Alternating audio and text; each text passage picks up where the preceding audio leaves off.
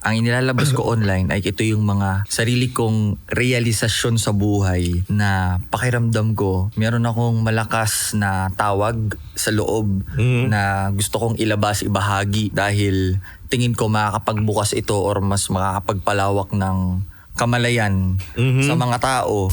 Kailangan kong i-nurture yung craft ko or yung skill ko that would allow me to be flexible in terms of income. Pag sinabing flexible, hindi ka nakaasa lang sa isang source. Di ba? Na dati ang path lang ay isang kumpanya, isang trabaho, hanggang doon ka tatagal, doon ka na magre-retire. Ano yung mga dapat baguhin ng lalaki ngayon? Yung connotation na vulnerability is weakness. Kailangan ako laging mukhang burat.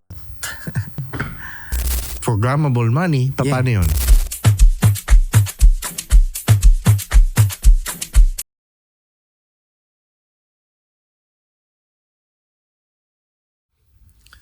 What's up guys? Welcome to the fastest growing self-improvement channel. And Do You Think? Ako nga pala ang host nyo si Tio Bry. At maraming salamat sa Titone Studios, Titone Entertainment. Picotin Perfume ni Tio Bry available sa Shopee, sa TikTok, sa Facebook. At kung gusto nyo naman ng ganitong mga content tukol sa self-improvement at spirituality at marami pang iba, mag-subscribe kayo dito sa channel. Help me reach 100,000 subscribers. At maraming salamat sa nagla-like, nagko-comment, nag-share. Nakakatulong ito sa paglaki ng account natin. At pakinggan nyo rin to sa Spotify. Pwede nyo i-rate din yung podcast para mas makatulong din sa algorithm ng Spotify. So, ang guest natin ngayon, by the way, sa special episode natin is isa siyang content creator. Nagki-crypto din siya. At he's also into self-improvement. Advocate siya nito and one of the coaches of IM Plus kasama ni na Coach Ras. Facilitator to be exact nitong bagong program ni Coach Ras na Awakening. Papakilala ko siya, syempre si MJ Aguilar. Yan, ito camera mo MJ, yan. Magandang araw sa inyong lahat. Magandang araw sa iyo, Tol. Thank you bro. Thank you sa pagpunta mo dito. And yung podcast nyo ni Ato, nanonood din ako. Ang ganda. Yung Top G Podcast, by the way, mag-subscribe din kayo doon. Diba? Top G Philippines, no? Manila. Top G Manila. Top G Manila. Okay. So, ikaw ba ngayon, usually, yung mga TikToks mo, what is it all about, MJ? Yung mga ano mo. Usually, ano yung mga pinag-uusapan mo sa TikTok mo? Para lang sa mga hindi nakakakilala sa'yo. Okay. Magandang itanong sa'yo, ano ba yung usual na nakikita mo sa akin? Kasi kung ako yung tatanungin mo, ang sagot ko dyan, ang inilalabas ko online ay ito yung mga sarili kong realisasyon sa buhay na pakiramdam ko. Meron akong malakas na tawag sa loob na gusto kong ilabas, ibahagi dahil tingin ko makakapagbukas ito or mas makakapagpalawak ng kamalayan sa mga tao.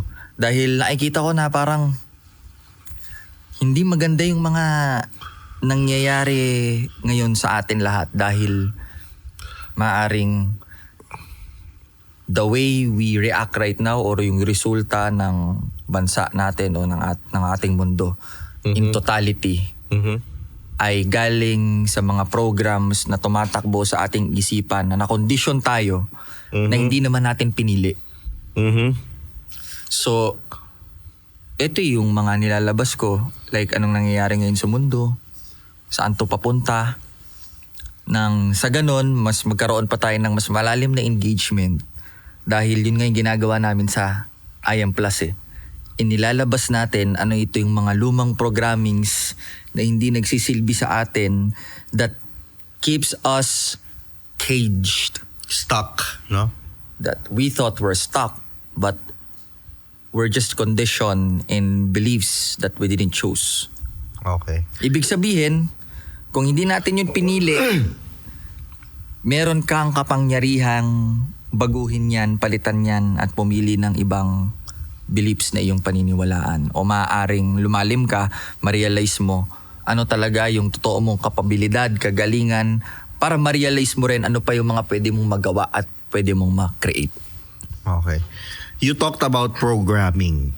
Okay. For our audience, ano ba yung mga programming sa atin mga tao na usual na naghihinder sa atin for our greatness? Or not even greatness, but just to living the best life that we have? Hindi ako expert dito, gusto ko lang yan ilabas dahil para lang ma-establish natin na yung mga sinasabi ko ay galing lang din sa aking mga pinag-aralan. Ibig sabihin, gusto ko na lahat ng sasabihin ko dito ay take it in a grain of salt, no? Pwedeng tanggapin mo, pwedeng hindi. O kung nag-resonate sa'yo, mag-research ka rin on your own. Dahil yun nga yung binabalatan natin ngayon na maraming the reason why tayo nag-ooperate like this is because of the belief system na tinatanong mo, ano ba yung mga belief system? Let's just think of a computer. 'Di ba sa computer or maybe sa phone natin, merong iba't ibang OS, 'di ba? May iOS, may Android. So depende kung anong OS mo, yun yung mga applications na pwede mong i-install doon, i-download at magamit. Ngayon, yung applications na to, ito yung mga habits or yung mga action na kung paano tayo mag-react in a certain way. Let's say na-trigger tayo, mabilis ka nagalit o hindi siya tumagos sa'yo, is because depends doon sa belief system natin. O di kaya, kumita ka ng pera, hindi mo na malaya, naubos, nawala, nahirapan ka ngayon ibalik, is maybe because ano ba yung programs na nag-run? Anong example? Kailangan mong, let's say money, kailangan mong paghirapan para kumita ng pera. Mga belief system. Ano pa? Ang pera, mahirap kitain. Hindi to pinupulot. Hindi to nahuhulog. Ito yung, kaya ako ito sasabi kasi ito yung sarili ko ring belief system na hinihil or nahil ko in the past. Diba? In terms of money. Same. Ano pa ba? Kailangan mo muna itong paghirapan. Ibig sabihin, you have to prove yourself, you have to earn it. Or you have to prove yourself before you earn it. Diba? Sa relationships din, may mga belief systems din tayo, even sa pagkain, even sa health. So yung resulta natin ngayon, bakit may gustong-gustong magpapayat, hindi pumapayat-payat, lahat to galing sa belief system, pare. Lahat implanted sa subconscious. No? Ikaw ba, anong nakaka-resonate sa'yo na mga belief system na sa tingin mong naka-impact sa kung saan, ano man yung buhay mo ngayon o kung sino ka ngayon?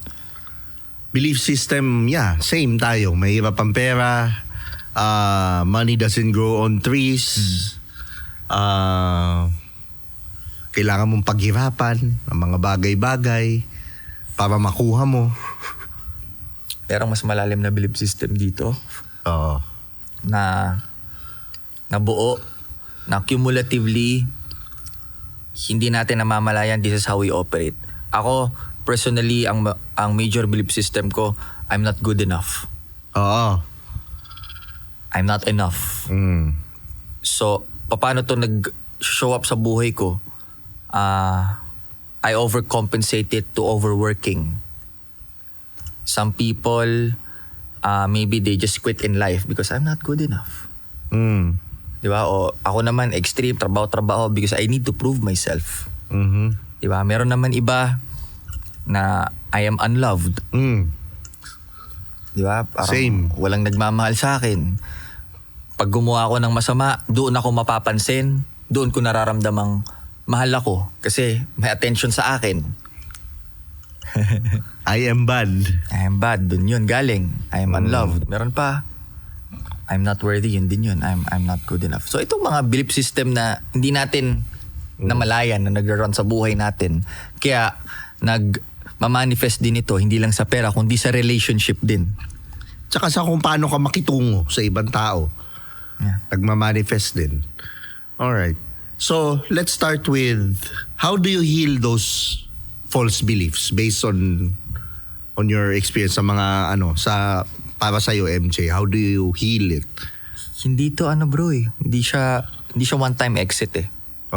Diba? It's a continuous journey of expanding your awareness. Maybe si Carl Jung ang tawag niya dito shadow work eh.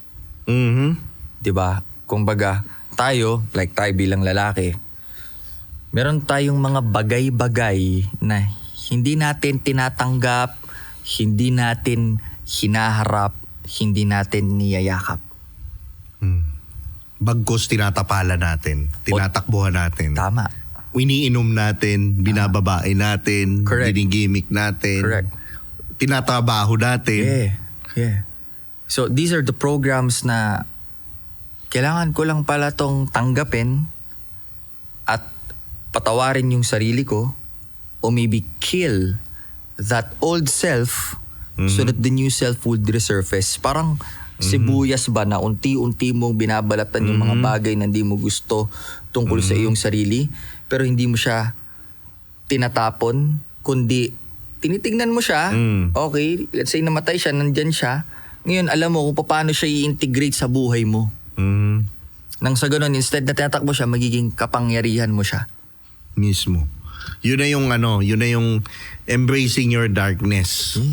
Para mahil mo siya. Yes, sir. Kumbaga parang ako ang analogy ko naman dyan. Yung madilim na kwarto, patatakot ka. Pagpasok mo, it's because you don't know it. Unknown. Yeah. Okay, so sabi nga nila, love and light, love. And then light, wisdom. Isang bagay na unknown, bigyan mo siya ng light, buksan mo yung ilaw, yung madilim na kwarto, or bigyan mo siya ng wisdom. Now you know, now you tend to see na, shit, ang ganda pala ng kwarto. Yeah. Hindi pala nakakatakot. Yeah. Di ba? Kasi binigyan mo na siya ng wisdom. Inaral mo siya, inano mo siya, inintindi mo siya, binigyan mo siya ng compassion, yung sarili mo. Yeah. And then you start to heal it. Yeah. So, here's the thing. May iba-ibang methodology para ma-realize mo yun at makita mo yan. No? Itong ginagawa natin ngayon, this is informational work, informational way of working with people. Okay?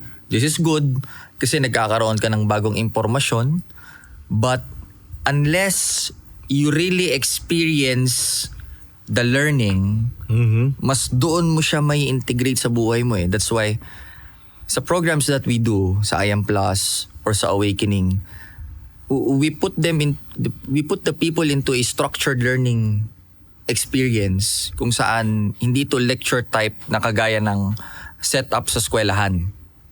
Na teacher type yung setup ng upuan at may isang guru o teacher na nagbibigay ng impormasyon. Hindi eh. That's why we were facilitators, because we draw out the learnings from them and help them synthesize and integrate it to their lives. That's what structured learning experience is.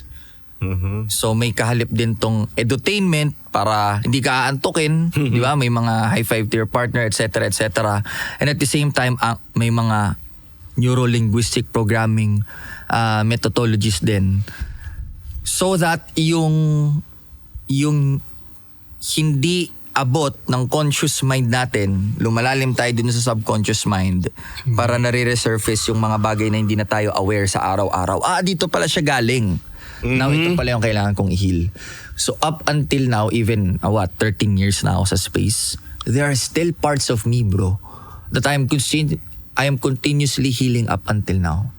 I'm still on a journey of self-mastery. Same. Kahit nagko-coaching na tayo, nag-ano na tayo, talagang hindi siya, yung healing guys, hindi siya natatapos eh.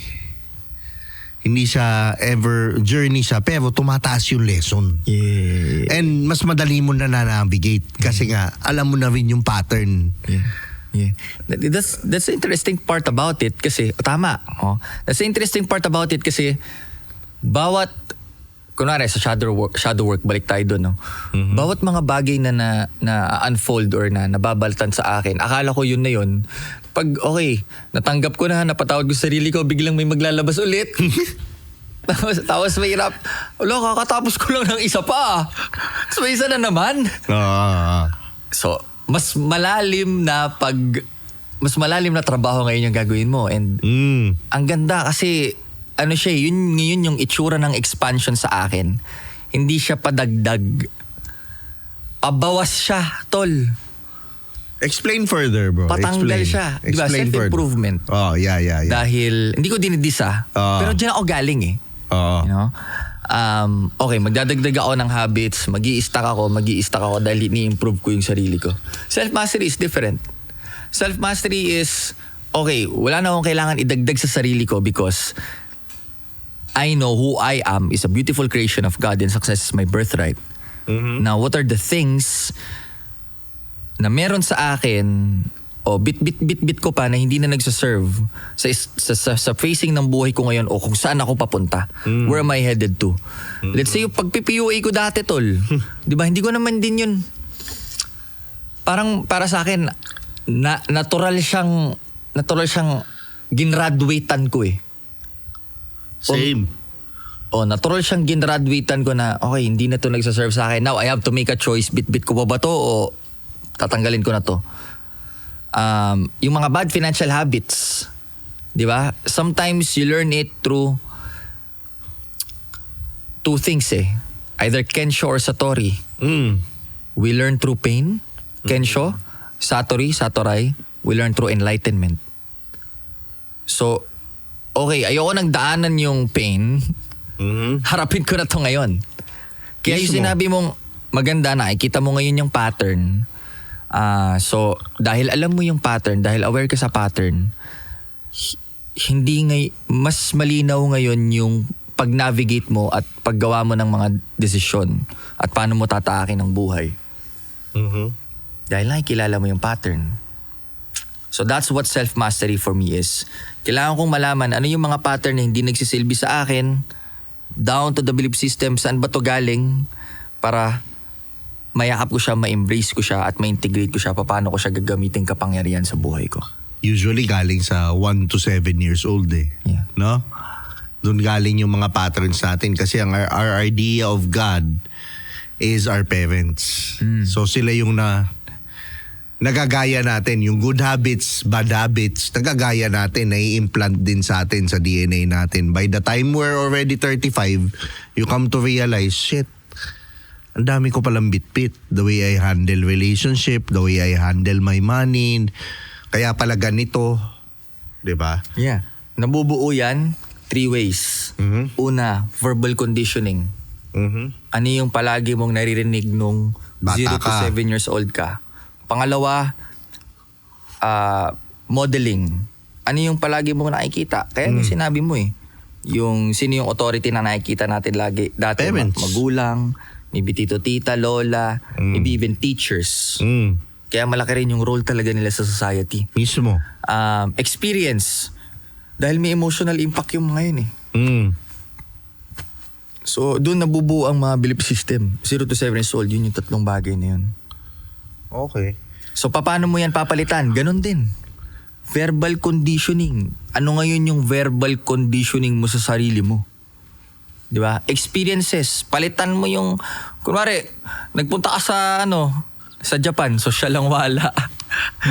Pangit yung memory mo doon. Punta ka ulit, palitan mo ng bagong memory, experience. Di ba? Most especially, you make your life not only for yourself but to others as well, contribution. Dahil pag nakatingin ka sa anong may iaambag ko dito, anong babalik sa'yo? Ano rin ang iaambag nila sa'yo? Mismo. Pero ikaw, ano yung biggest thing na kailangang ihil ng mga tao when it comes to money? Malaking money block ng mga tao. Siguro dito sa Pilipinas, sa experience ko sa mga nakakausap ko, hindi lang para alam mo to lang, iba-iba eh. Iba-iba sa bawat tao. Halimbawa, yung hanggang dito na lang ako. Yung ganong belief system. Hindi ako para dyan, hindi ko kaya yan. Mahal yan. O di kaya, binigyan mo ng oportunidad na leadership opportunity, mag-step up ka para sa'yo to. Tapos anong iisipin? Hindi ko kaya yan, hindi ako magaling dyan. So, apektado yung pera dun. Di ba kasi, nabigyan ka ng opportunity o may Pero opportunity binlock ka mo mag-step up, binlock mo. Mhm. Di ba? Maybe saan to galing? Dahil Feeling mo? ilang daan taon tayong naging alipin ng ibang lahi. Mhm. Kaya saan ba to galing? Sa mga lolo, lola, lola natin Ancestral. na naipasa, pasa hanggang ngayon. So anong itsura niyan? Tingnan mo yung mga Pilipino, dadaan, kunwari dadaan dito, naiihi eh. Naiihi yung tropa mo, dadaan, nag-shoot tayo. Anong body language? Mm. It shows up, bakit hindi ka worthy maglakad? Lang straight. Oh, but kailangan mo ibaba yung sarili mo kasi anong languaging? Hanggang dito lang ako, hindi ako nararapat dyan, hindi ako worthy, Mhm. hindi ako para dyan. Mhm. So, iba-iba. Maaring sa akin, yun. Yun yung dahil ito yung naaral ko eh. Dahil maaring yun yung pinakamalaking impact sa akin. Sa iyo ba? Anong malaking impact sa'yo? Sa akin, dami bro. Ang dami ko rin kasi diba? hinil through these years. 4 years pa lang ako nag-spiritual. Pero ang dami ko nang Diba? dami kong hinil bro. Pero yung biggest ko is surrender. Okay. Ang na-discover ko sa surrender kasi ano ba yun? Pagsuko. Lord, bahala ka na. Pero minsan, ang hirap nung surrender. Kasi sabi mo surrender ka, pero pagdating nung bill nung Meralco, paano ka susurrender? Tapos wala kang pambayad. Di ba? Kaya sobrang hirap niya. Correct. So para sa akin, na natutunan ko sa surrender, sobrang importanteng pataasin mo yung awareness mo, self-awareness mo, and yung connection mo kay source, and then yung spirituality mo. Work so hard on it that surrendering is already easy. Yeah. It's because you know the patterns already. Sometimes kahit hindi mo you know that the universe always has your back. Yeah. Or God always has your back. Kasi kung titingnan mo, ang daming tao, hindi naman sila napabayaan eh. Yeah. Lumipas yung isang problema, nadaanan lang nila. Diba? Hindi naman sila napabayaan, pero bakit sila nag-worry? And yun nga, again, sa Bible, it's written a lot of times, do not be afraid. Diba? May reason yun, bakit? Kasi yung fear, mababang vibration siya. Pag sobrang nandun ka sa vibration ng fear, hindi ka nakaka-manifest ng abundance, ng ano ma-manifest mo, things to be fearful of. Ayan na yung gera. Ayan na yung ayan na yung ganyan, crisis. Ayan na yung kung ano-ano. Ngayon, MJ, going back to the crisis.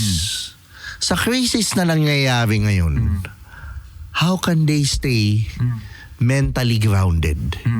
Kasi obviously sa nangyayari sa bansa natin ngayon, madaming shit, panic na. Di ba? May madami nang madami na nagpa-panic buying.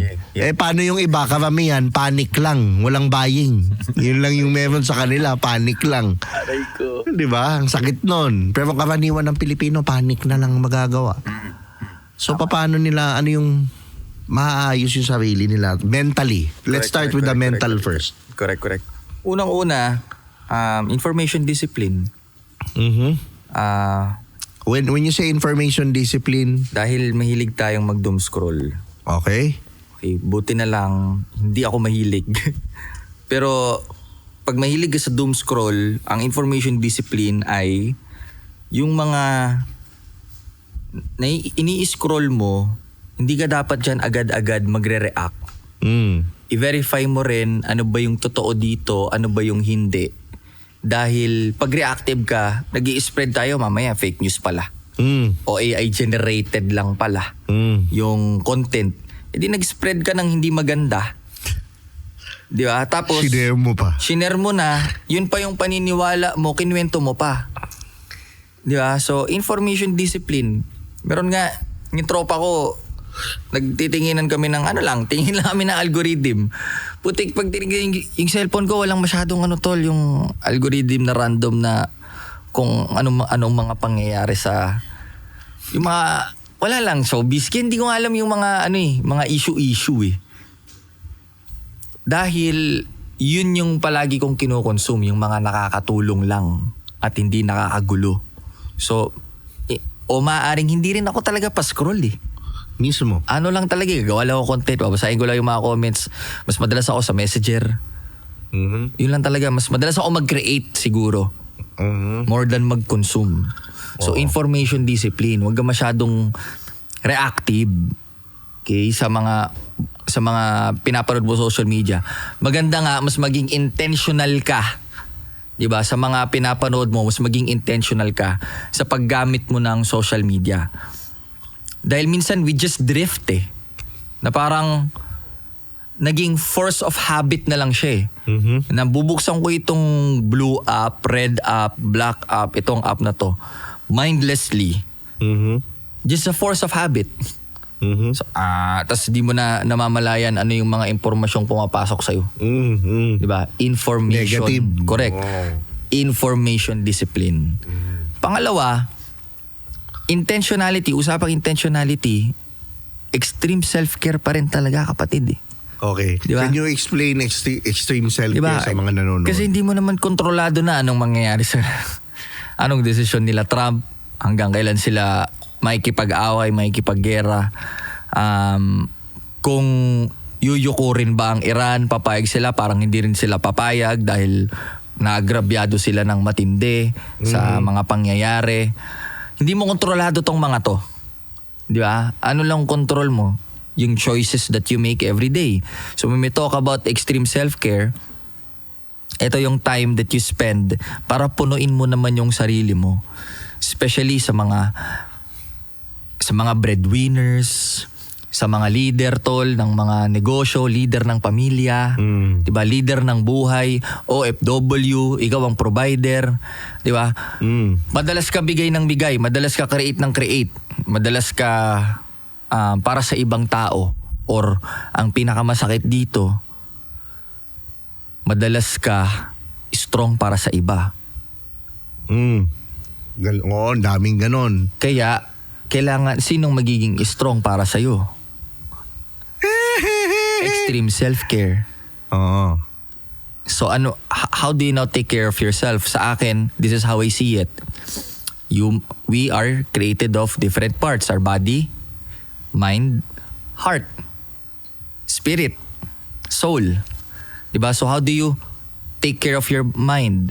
I study my craft. Yung pagpa-facilitate, I call that mastery. May structure ako sa pang-araw-araw ko. Sa trading, when I look at the charts every single day, dahil I have to be aware with what's happening, dahil wala pa naman ako sa Mars eh. Andito pa ako sa Earth. Meron pang monetary system. Diba? Hindi pa tayo makakatakas dyan. Unless mag-off the grid ka na. Diba? Mag-off grid ka, sana may pambili ka ng lupa. Di ba? Hindi naman lahat kayang bumili agad eh. Tsaka pambayad ng tao. Tama. Katulong mo. Oo. Di ba? So, okay. Mind. Kailangan kong i-nurture yung craft ko or yung skill ko that would allow me to be flexible in terms of income. Pag sinabing flexible, hindi ka nakaasa lang sa isang source. Di ba? Madami. Ito na nga yung tinatawag na assembler economy. Di ba? Na dati ang path lang ay isang kumpanya, isang trabaho, hanggang doon ka tatagal, doon ka na magre-retire. Pero hindi ngayon eh. Ikaw, usapan natin kanina, ano-ano ba yung ways of income mo? Ina-assemble mo yung sistema ng income mo. Assembler economy. So, you spend time to hone your skills that you can offer in the marketplace. Yeah. Ang kutsilyo nga hinahasa eh. So hinahasa rin ito. No, hindi porket you've reached the peak of your career, doon ka na. Kaya nga sabi ni Harv Eker, if you're not growing, you're dying. O True. Di ba? Baka si Tony Robbins sabi, o sino man may sabi. Di ba? So yun yung point eh. So number 1, mind. Saka kailangan mo mag-evolve. Correct. Second, body. Diba? I spend time nurturing my body. Ngayon, dati nung mga 20s ko, puro lang ako bodybuilding. Ngayong 30 na ako, importante rin pala yung mobility, flexibility. Importante rin pala yung cardio. Actually, as you grow old, yun talaga eh. Yeah. Importante rin pala yung marunong ako ng martial arts. All of these things, importante rin yun. How I command my body when I want to sleep and when I want to wake up. That's also part of body discipline. Okay? So mind, body, heart. Paano tayo mag-express? Paano tayo mag-communicate? A lot of people cannot even look straight into the eyes of an individual or maybe to a stranger. Bakit? Na-wired up tayo? Do not talk to Strangers. Mismo. So, ano yan? Hindi tayo makakonect sa coworkers natin eye to eye. So, tingin tayo may mali siya agad. Di ba? Or awkward. Di ba? O allow me to say this. Sasabihin sa atin mga lalaki, kabaklaan, kabadingan. Di ba? At ang pinakamalaking katotohanan dito, even at home, a lot of Filipinos cannot practice looking into the eyes of their loved ones. Diba? Madaming nawalang connection sa atin, no? Heart. So how do you now express yourself? Di ba? Kaya nga maraming nagpapakamatay eh. Dahil marami tayong emosyon na nasuppress at hindi natin malabas. Yun. At mas marami dito kalalakihan, kapatid. Totoo naman. Dahil hindi tayo naturuan din paano mag-express at buong buhay natin, mga lalaki, Bawal umiyak. na ang pagpapakita ng pagmamahal ay kahinaan. Kaya nga ang experience ko sa tatay ko, nung buhay pa siya, di ko alam kailan siya galit, di ko alam kailan siya masaya, di ko alam kailan siya happy or proud o malungkot. Pero alam ko kailan siya galit. Ang daling tingnan yung negative, no? Kaysa doon sa positive. Yun yung experience ko sa tatay ko dahil maaaring lumaki rin siya na hindi naturuan paano express yung pagmamahal. Yes. Kaya nga hindi normal sa amin mag-yakap, mag-I love you.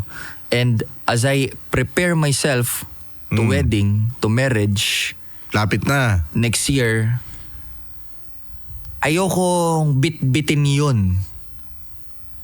sa kung sino ako magiging. Because gusto ko ang itsura ng family that I want is loving, respecting, honest, open, responsible. Not how I experience it. But I'm not saying I'm carrying that way in a negative way. I'm putting this out because that is the perfect family for me. That allowed me probably to break the chains of trauma para hindi ko na madadala to sa susunod na henerasyon. Yun. That's heart. Heart pa lang yan. What about soul? For me, this is purpose. Mismo. A lot of us right now, our way of living or ang pinili nating path is because not what our soul wants. It's because we're called to do dahil nasa survival mode tayo. Yun. But what if not a lot of people are not in survival mode? Imagine what type of world we can create if all humanity, the entire humanity, is just answering the call of what their soul wants them to do. Walang away, walang kompetisyon, walang label. So how do I now nurture that? Okay? So mind, I spend time to study, to practice my craft. Body, I spend time to work out every day. Heart, I take a look at my life. Ano pa yung mga bagay-bagay na kailangan kong patawarin, kailangan kong i-communicate, kailangan kong i-clear, kailangan kong i-forgive yung sarili ko so that kaya ko rin magpatawad sa ibang tao. And soul, spend time ako to meditate, to really dig deeper, observe my thoughts. Ano yung mga bagay na hindi nagsaserve sa akin, the practice of mindfulness. And ano talaga yung bagay na nagsasurface na gusto kong gawin that gives me highest joy. So that's how I practice extreme self-care. Galing. Galing. Pero sa ngayon ba, sa nakikita mo, ano yung mga patterns ng lalaki ngayon kasi iba ang generation mo sa generation ng mga lalaki ngayon. Based on mga natutunan mo ngayon, being a PUA and being with IM Plus as a coach, ano yung mga dapat baguhin ng lalaki ngayon? That would at least affect 80% of their results sa buhay. Yung connotation na vulnerability is weakness. Mhm. Kailangan ako laging mukhang burat.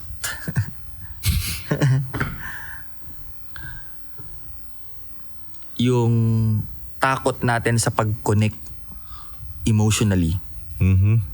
Yun yung masasabi kong dapat nang mabalatan, mamatay, o dapat nating yakapin, dapat nating tanggapin. Na hindi ka buo, hindi ka kumpleto kung yung bagay na yun ay pinapatay mo. Alright. Pero, alimbawa, kung alimbawa ano ka ngayon, mabubuhay ka ngayon, Gen Z ka, di ba? Anong gagawin mo ngayon na nakikita mong sa nangyayari sa mundo ngayon? Ano yung mga steps na gagawin mo? Okay, sinabi ko kanina, information discipline. Okay, number 2, extreme self-care. Pangatlo, kailangan mo rin dagdagan ng intensity yung buhay mo.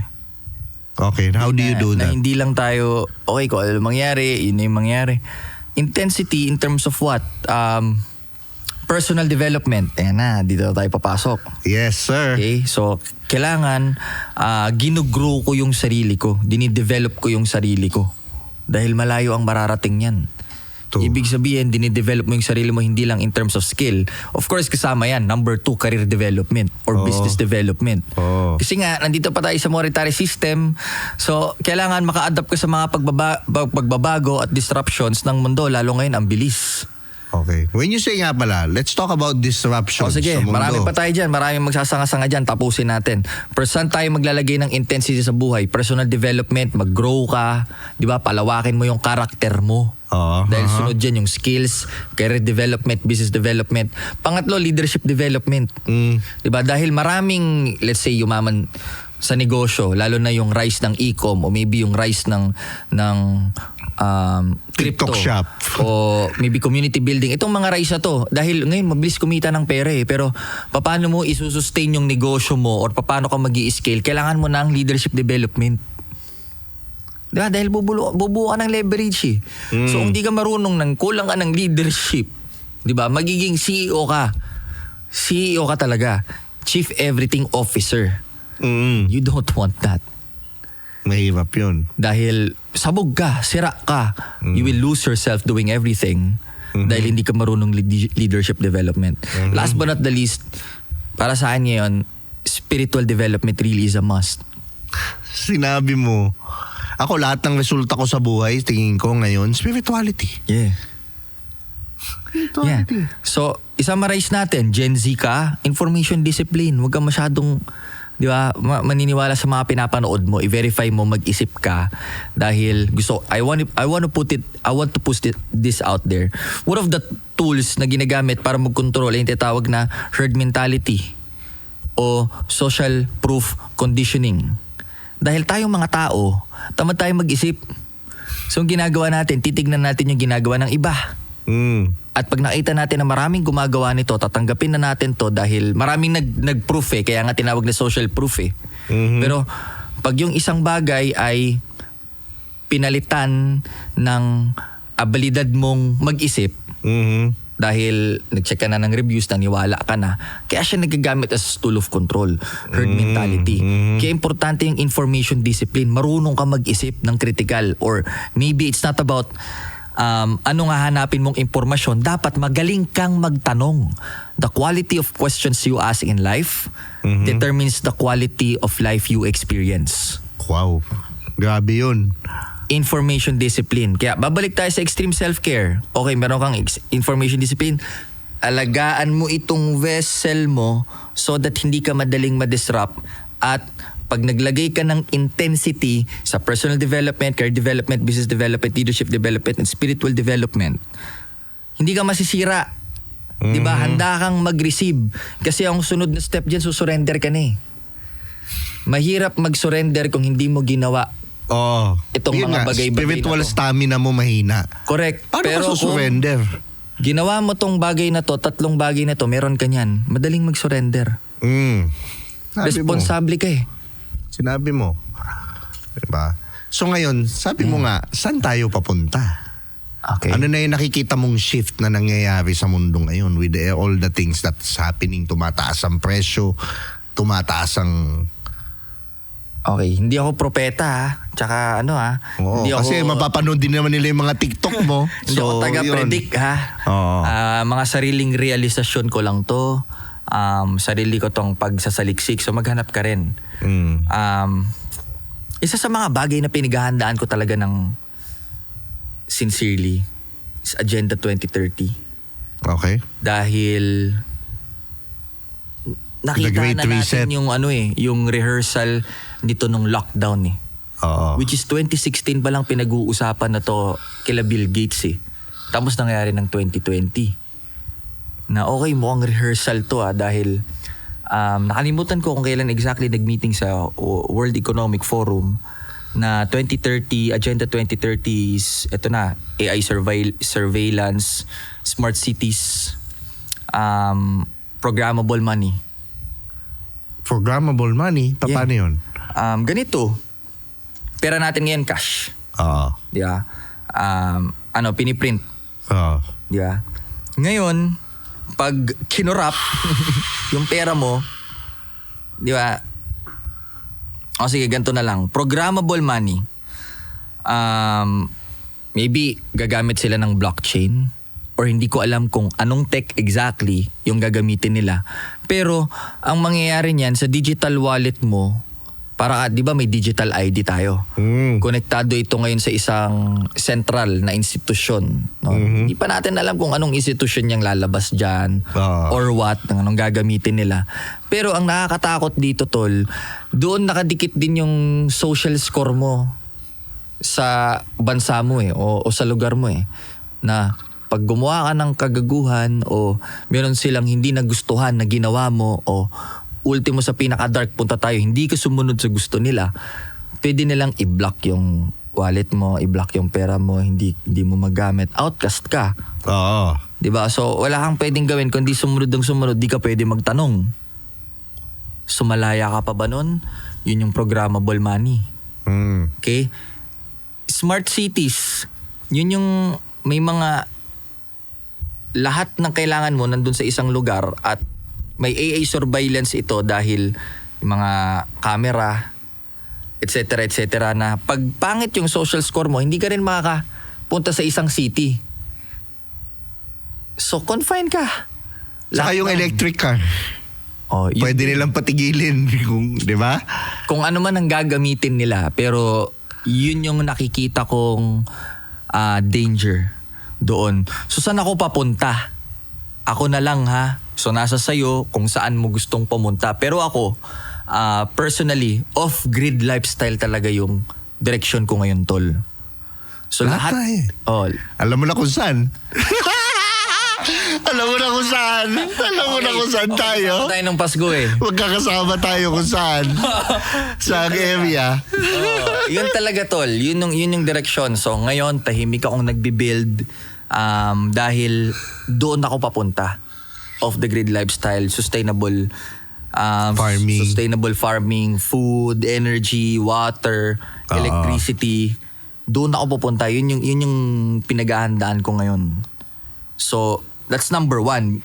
Pag-usapan natin yung basic resources na kailangan mo.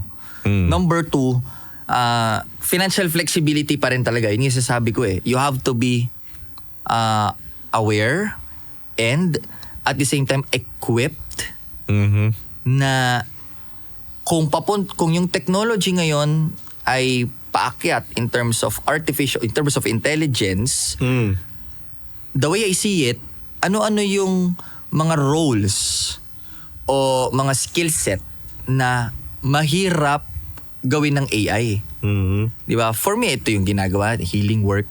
Mm. Di ba? Connection, facilitating, healing, coaching, life coaching. Actually, sa AI ng production, mas lalamang yung taong may wisdom ngayon eh.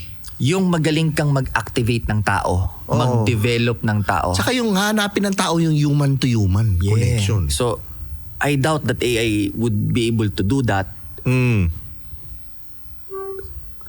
Probably, posible kung hahayaan natin. Oo. Okay, bakit? Kasi nakikita ko ngayon, tol, yung pinsan kong maliit, nag-uusap nga sila ng AI. What is the ganto ganyan? Magkaibigan na sila. O doon sila nag-uusap. Now, that's the danger. Na pag tayong mga kasama nila sa bahay, hindi nag-i-spend time sa kanila, Oo. ay talagang, yun talaga yung hahanapin nilang connection kasi hindi natin na ibibigay eh. Mismo. Kaya nga, kung magaling ka sa tao... Pati girlfriend AI na, di ba? Oo.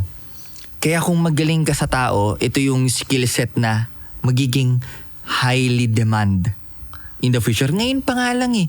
Tanungin mo yung mga negosyante ngayon. Ano yung majority ng problema nila? Majority sasabihin nila dyan, tao. Dahil kaya kung magaling ka sa tao, highly demand ka. Kaya ngayon namimili ka. Namimili ako sino ang kukunin ko as OD, etc. Kukunin kong kliyente. Dahil ang laki ng demand. Okay? So magaling ka sa tao at the same time, magaling kang bumuo ng mga sistema, magaling kang mag-assemble ng tools, paano mo i-integrate to para mas maging efficient yung business nila, organisasyon nila. Para mas yung impact nila habang nag-grow, habang nag-i-scale, hindi napupunit yung mga tao. Pag napunit yan, ang epekto niyan, toxic workplace, may favoritism, may ganito, ganyan. So, financial flexibility. So, basic resource, okay, off the grid. Financial flexibility, na marami kang skills na pwede kang may offer sa marketplace. Pangatlo, community. Mismo, hanapin nila yan. Dahil, pag solo player ka, tol, ang hirap niyan. Pero kung marami kang trusted community, marami kang relationships na nataniman, mayaman ka. To. Tsaka yung network mo nga is your net worth eh. Yeah. So yan, kung Gen Z ako, yun yung gagawin ko. Okay. Grabe yung mga natutunan natin dito ngayong MJ. So, ikaw ano na lang yung last message mo sa mga nanonood sa atin para sa kanila ngayon, sa mga nangyayari, sa mga bothered na tao. Uncertain times eh. Anong message mo sa kanila? Hanap ka ng space kung saan malaya kang makakapag-express, malaya kang pwedeng magkamali na hindi ka ma-judge. A safe space so that you'll be able to understand yourself more. Because when you understand yourself more, you'll realize that you are much more powerful than who you think you are right now. Galing. Ganda. Saan ka nila mapafollow, bro? Hanap mo lang MJ Aguilar at mag-ingat ka lang dahil marami tayong poster. So, yung may malaking number, yun. Okay? At babala, maaaring pagka-follow mo dyan, merong mga magme-message sa'yo, manghihingi ng pera, investment, etc. etc. Always remember, I don't DM first to ask for any investment at hindi ko yan trabaho manghingi ng investment. So, tandaan mo yan. Yun. Tama yun. Pero pag nanghihingi ng pa Gcash. Awit. So ako naman ngayon, kung nagustuhan mo tong episode na to, mag-subscribe ka. Help me reach 100,000 subscribers. Spotify again, nandito. And of course, Picotin Perfume ni Teo Bray. Alam nyo na, TikTok, Facebook, Shopee. Mabibili nyo na yan. At sana madami kayong natutunan ngayong episode na to with MJ. At maraming salamat. Ako nga pala si Teo Bray. Kasama ko si MJ. And see you on the next episode.